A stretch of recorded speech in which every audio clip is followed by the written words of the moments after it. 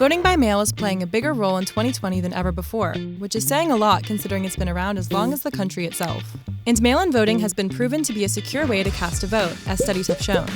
But there are still plenty of ways the voting by mail process could go wrong, including the possibility of a contested election. A bitterly contested election could spark political clashes as absentee ballots are counted in the days that follow.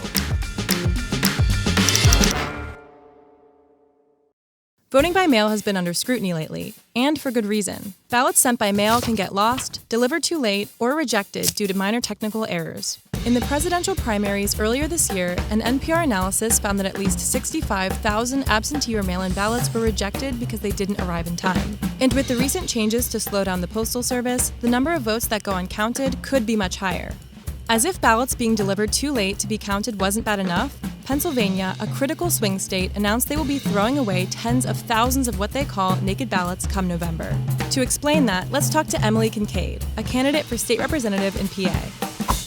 When you vote by mail in Pennsylvania, you'll receive a ballot in an envelope and what seems like an extra envelope. That is your secrecy envelope. If you don't put your ballot in the secrecy envelope and then inside your other envelope, your ballot will be considered naked and will not be counted. It's estimated that 100,000 naked ballots could be thrown out this November.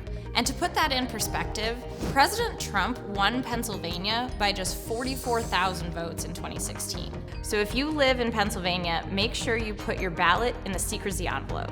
Thanks, Emily. Not only do some states have confusing technical rules for voting, but the mailing process itself is providing problems of its own. Voters all over the country have been complaining about mailing mishaps, from not yet receiving their ballot to receiving someone else's ballot by mistake. To curb the amount of ballots lost in the mail, many states increased their number of drop boxes, where voters can just drop off their mail-in ballots. But the RNC and the Trump campaign recently filed a lawsuit against the state of Pennsylvania in regards to ballot drop boxes, arguing that they're prone to fraud. Open the floodgates of potential fraud. In Texas, Governor Greg Abbott limited the number of drop boxes to one per county, raising concerns about voter suppression. Along with these technical challenges, voting by mail faces harsh political headwinds. For months, President Trump has been claiming that voting by mail is fraudulent, despite providing no evidence. I think there's a lot of evidence, but we'll provide you with some. He didn't. So why would he say voting by mail is fraudulent if there's no proof? Some critics say he's doing it to save face in the event he loses to Democratic nominee Joe Biden. Are you a good loser? I'm not a good loser. I don't like to lose. But others say his motivations may be darker. When asked if he'd commit to a peaceful transition of power, he said, Well, we're going to have to see what happens. You know that I've been complaining very strongly about the ballots. The next day, the Republican-controlled Senate passed a resolution stating its commitment to transfer power peacefully. But based on recent events, a post-election night showdown looks plausible.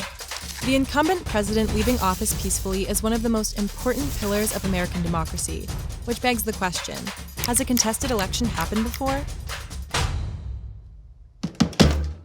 In the year 2000, George W. Bush and Al Gore were in a deadlock race as votes were still being recounted in Florida after election night. It was resolved after the conservative majority Supreme Court ordered a halt to the vote counts, handing the election to Bush. The slow process of counting mail-in votes has the potential to result in another delay. And similar to 2000, the Supreme Court has a conservative majority, which could decide the election. I think it's very important. I think this will end up in the Supreme Court. The potential chaos from another election won by the loser of the popular vote is alarming political and national security experts nationwide. In June of this year, a group of former government and military officials, academics, and political operatives role-played a few scenarios of how the 2020 presidential election could pan out. The group was made up of both Republicans and Democrats, and they found that all scenarios ended in both street violence and political impasse. There are many ways the night of the election could play out, many of which would turn election night into election week or even month. So what can we expect on November 3rd? To wait, and then wait some more. Hi, I'm Lexi from Anthem. Thanks for watching our third video on voting by mail. If you want to know more about the process, visit votespa.com or make sure to check out our other two videos about the topic on our channel. And while you're at it, feel free to subscribe so you can be notified for future videos.